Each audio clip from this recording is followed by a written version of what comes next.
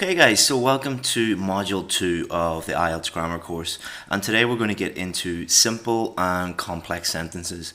This is an area that a lot of you are very worried about, and it's not because simple sentences or complex sentences are actually complex.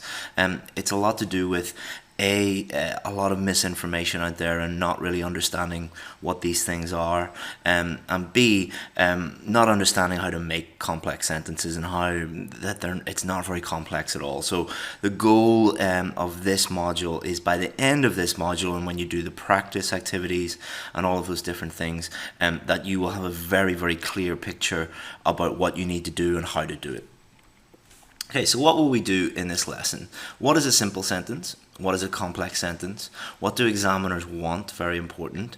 And the dangers of complex sentences, so how you can mess them up and how they can lower your scores and how to avoid that. And most importantly, how to make complex sentences. So what is a simple sentence? So even if you are pretty sure about what you know about this, please don't skip ahead. There's a lot of little things that whenever they sink in and whenever you understand them, it makes the whole topic just much easier to understand. So please do watch this, even if you think it's very basic. So a simple sentence is a sentence with one clause only. You can make a simple sentence by including a subject plus a verb plus an object or a completed thought. So very simply, I teach English. I, subject is me, teach is the verb, and English is the object or completed thought. So one clause only, and keeping it very simple. So what is a complex sentence? So a complex sentence has more than one clause. So it has two clauses, or it has more than two clauses.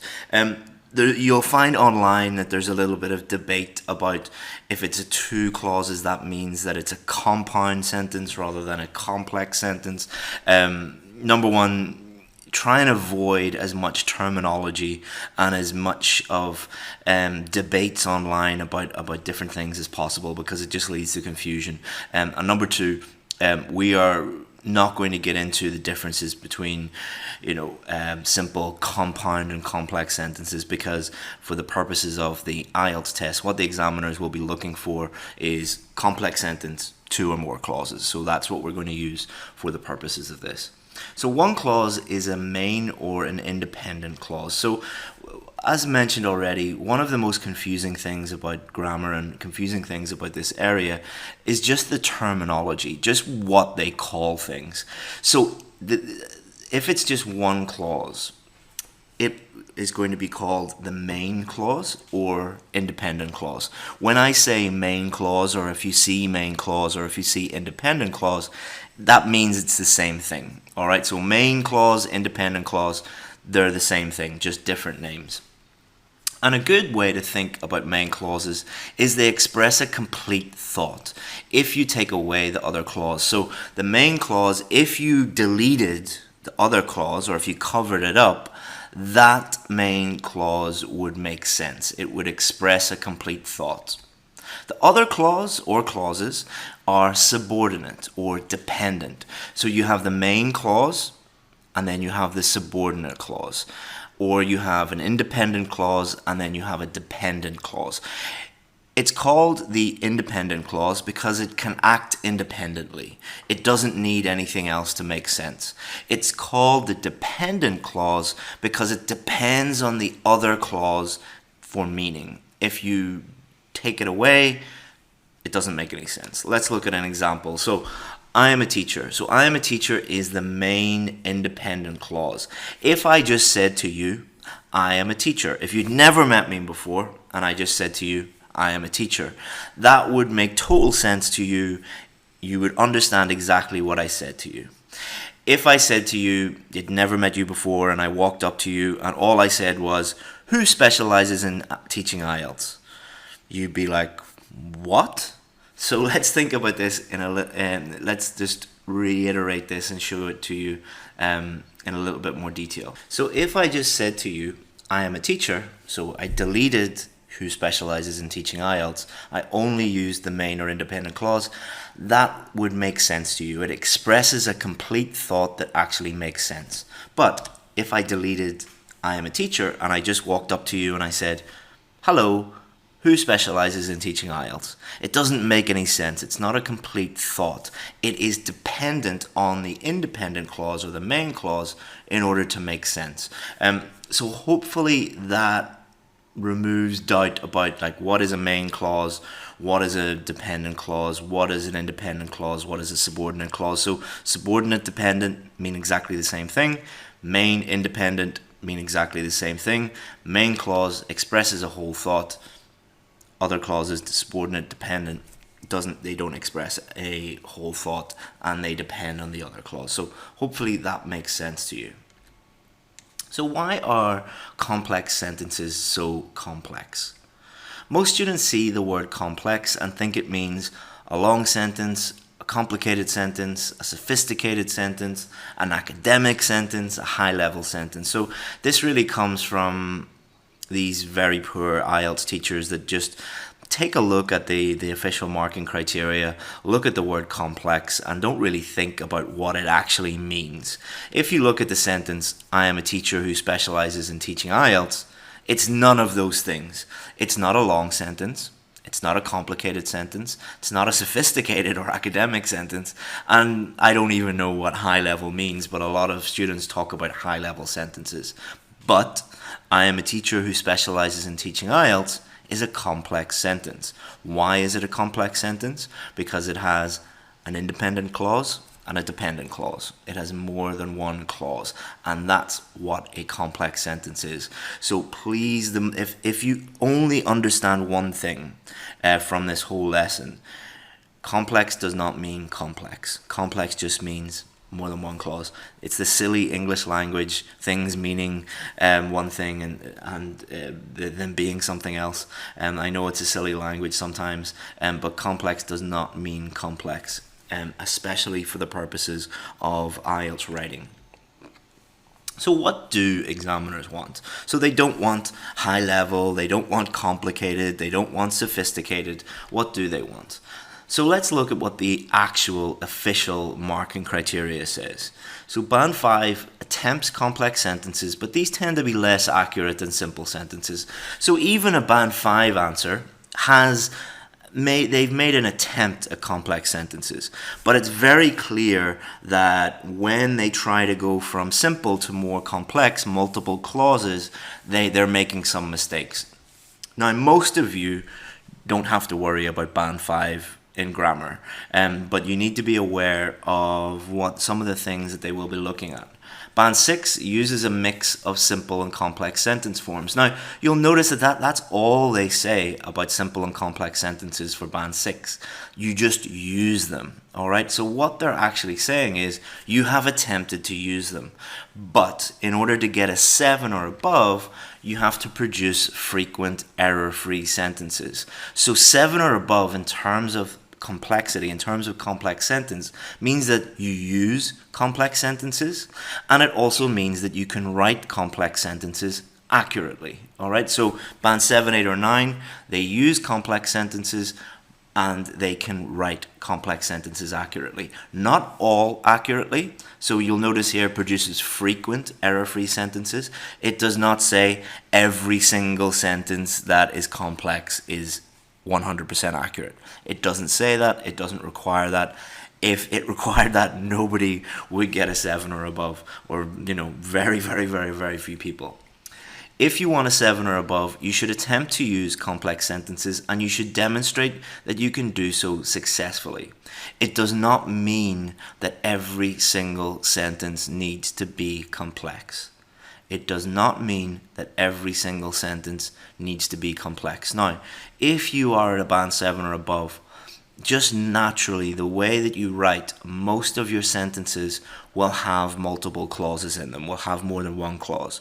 Now, does that mean that if you write one sentence that is very simple and only has one clause, you'll automatically get below a 7? No, some sentences, for example, topic sentences sometimes, will just have one clause, but it is rare for a 7 or above to have lots of sentences that have just one clause in them. And we'll look at just how simple it is to make complex sentences in further on in this lesson. But thinking about what the examiners want, they want most of your sentences to be complex and most of those to be error-free. So that's the kind of the standard that you need to get to, and it's not a very, very high standard. What do examiners really want? They want to be able to understand what you mean, and they want you to clearly convey what you mean. So they're not interested in complexity.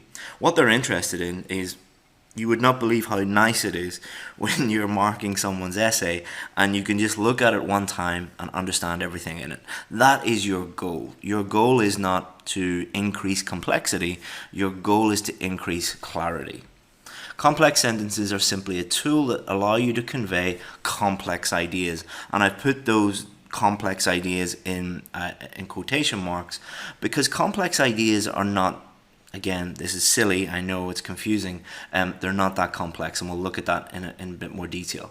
Complex sentences enable you to take complex ideas and convey them clearly. So conveying complex ideas. What are complex ideas? So first-class air travel is luxurious. That's a simple idea. First-class air travel results in the person being well rested. That's a simple idea.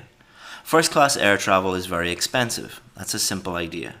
I don't fly first class. Obviously, I'm not rich enough to fly first class. But those are 4 simple ideas. But if we were to combine these, like say we were writing an essay paragraph about what are the advantages and disadvantages, or what is first class better than normal class, or do you fly first class? You would have to combine these 4 simple ideas into a complex idea. And a complex idea, for the purposes of this, is just really multiple ideas. Okay, multiple ideas working together. So not complex as in Einstein level, like PhD level theory. It's just multiple single ideas together, acting together. So I can put this together in a sentence. Although first-class air travel is luxurious and results in a person being well rested, it is very expensive. And this is why I do not fly first class. So what I've done here, this is a complex sentence. So I've used a complex sentence in order to convey clearly 4 simple ideas. If we combine these 4 simple ideas together, we come up with complex ideas. So the reason why they're complex is there are more than one of them. And I've combined it and used it in a complex sentence to convey my complex ideas. Because if I didn't do that, then I would just have to write this sentence, then write this sentence, then write this sentence, then write this sentence. Now, that would be 100% accurate. The person reading it would understand what I mean, but it's a bit clunky. It doesn't really flow to the extent that this one sentence does. So it's more about style and style of delivery than anything else. So hopefully that makes sense about what is a complex idea and how we use complex sentences to convey those ideas. I think that's really, really important to break it down to the most basic level so that you guys understand what you're doing. Because if you don't understand what you're doing, it's very difficult to do it. So the danger of complex sentences. There are 2 very important dangers that you need to think about. Going for the complex means that you ignore the simple. So think about it this way. Think about Michael Jordan playing basketball, or Michelangelo painting, or Picasso painting, or Beethoven playing music. They were geniuses. They were the absolute best at what they did. But what set them apart from everybody else was that they did the basics. They did the fundamentals way better than everybody else. Picasso, if you look at Picasso paintings, they are incredibly I'm not an art guy, but they're not normal. They are, I can't think of the word, avant-garde maybe to describe them. They were very, very cutting edge, But I did a bit of research about Picasso. I read a book about him, and it said that before he went into the very, very complex and the very new, he mastered the basics of painting, and he was unbelievable at all of those basic techniques. In order to do well in the IELTS test, you need to get good at these very, very basic, at the very basic level. And we're going to look at that in a bit more detail in a minute. Understand that complex does not mean complex. We've looked at that already. We don't need to really go into that any much more, but those are the two pitfalls, the two dangers that you might come across. So going for the complex means that you ignore the simple. So let's get into this a bit more. It is essential that you get the basics, the fundamentals correct before you worry about complex sentences.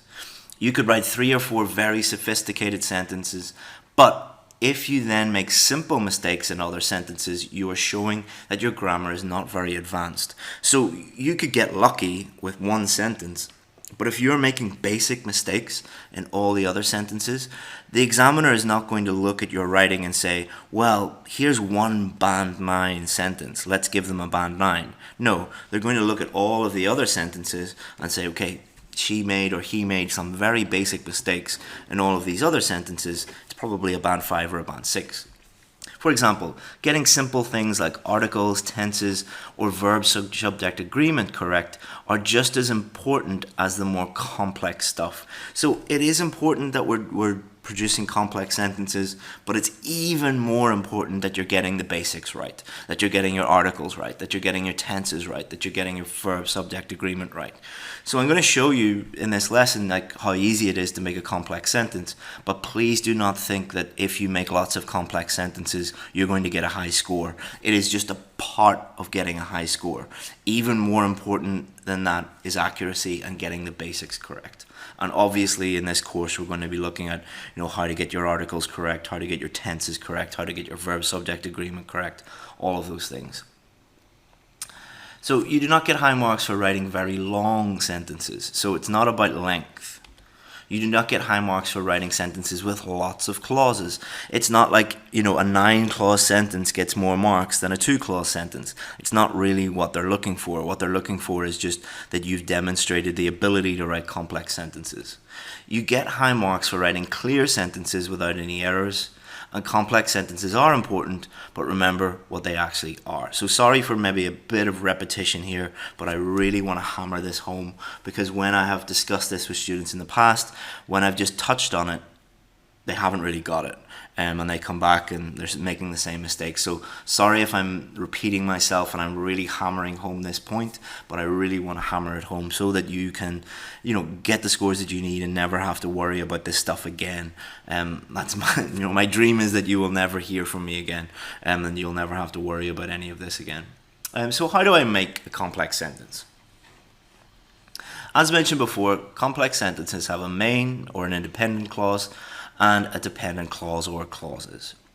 I could make a whole course on how to write complex sentences. It is a huge topic. So when I went to research this topic, I realized just how massive it is. But then I realized that A, you don't have the time to look at everything. And more importantly, B, you don't need everything. Do you need to know everything about complex sentences? Do you need to know every single conjunction? Do you need to know every single rule? No, you are not, you're not doing a grammar test. You're doing the IELTS writing or the IELTS speaking test. Let's look at the essentials.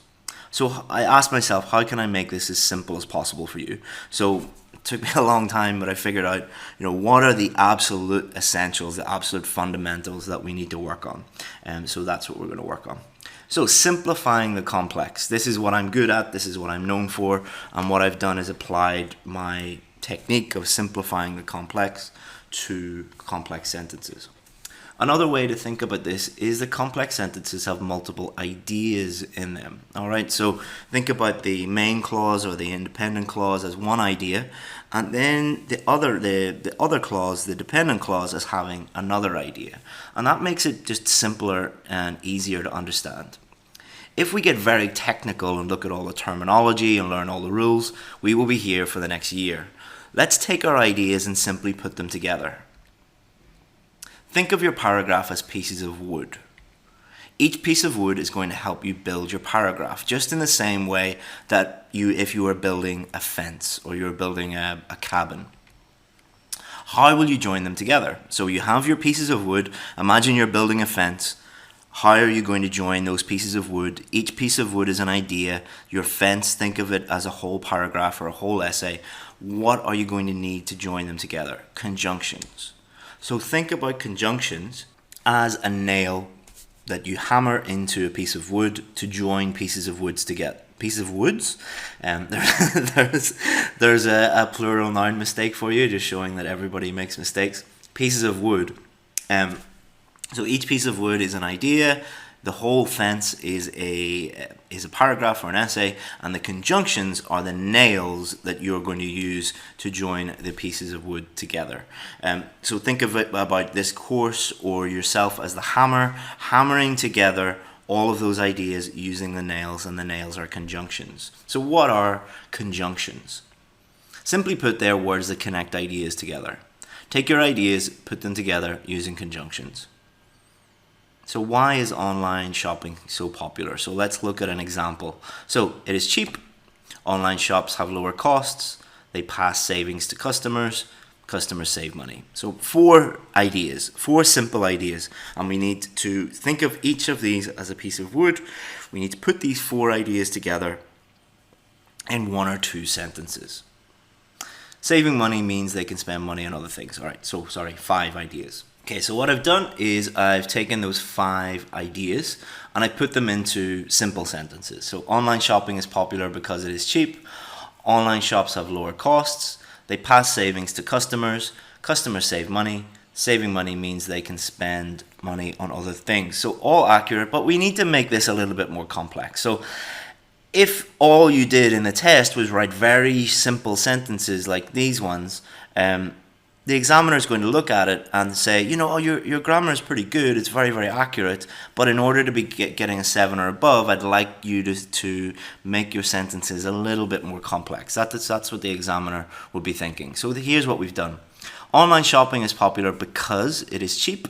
Online shops have much lower costs, which means these companies can pass the savings to the customers so that the customers save money and they can spend it on other things. So the words in green here are conjunctions, all right? So you're probably looking at this paragraph and thinking, this is not very complex. Why is he teaching us this? These are complex sentences, all right? So we have 2 complex sentences. Online shopping is popular because it is cheap. So we have the dependent or the independent clause and the dependent clause. Online shops have much lower cost.